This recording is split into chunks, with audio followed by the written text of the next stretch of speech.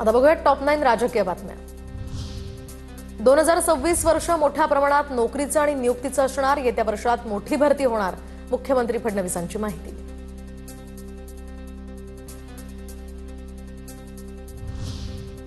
पुरात शेतकऱ्यांची जमीनच वाहून गेली, त्याचं पुनर्वसन कसं करायचं? शेतकऱ्यांना आता कसं उभं राहायचं? सरकारनं कृषी धोरण लवकरात लवकर जाहीर करावं आणि ठोस पावलं उचलावीत, शरद पवारांची मागणी।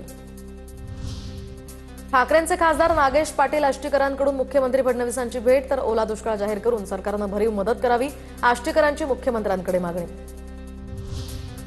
राज्य सरकार शेतकऱ्यांविषयी संवेदनशील नाही, उद्धव ठाकरे मुख्यमंत्री असताना त्यांनी तात्काळ कर्जमाफी केली होती। ठाकरेंच्या शिवसेनेचे खासदार संजय जाधवांची सरकारवर टीका। सहकाराच्या बळकटीकरणासाठी केंद्रीय सहकार मंत्री अमित शहांचं मोठं योगदान। अहिल्यानगर दौऱ्यात ते शेतकऱ्यांसाठी मदतीची घोषणा करतील। भाजपचे माजी खासदार सुजय विखे पाटलांकडून आशा व्यक्त।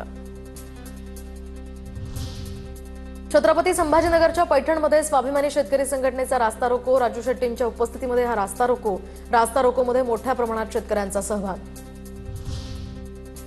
आमदार संतोष बांगर आणि पीक विमा कंपनीच्या प्रतिनिधींची ऑडिओ क्लिप व्हायरल। हातपाय सलामत ठेवायचे असतील तर शेतकऱ्यांचं हित पहा।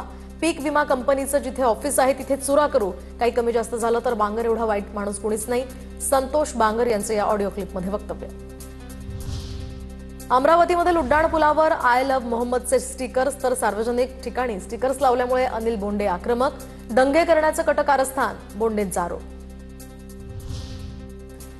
धाराशिवमध्ये 67 लाखांच्या निधीसाठी 24 कोटी रुपयांची कॅथलॅब सुरू होण्यास विलंब। जिल्हा नियोजन समितीच्या कामांना दिलेली स्थगिती तात्काळ उठवावी, आमदार कैलास पाटील यांची मागणी। तर शासकीय वैद्यकीय महाविद्यालयामध्ये कॅथलॅबचं आता हे बांधकाम शेवटच्या टप्प्यात।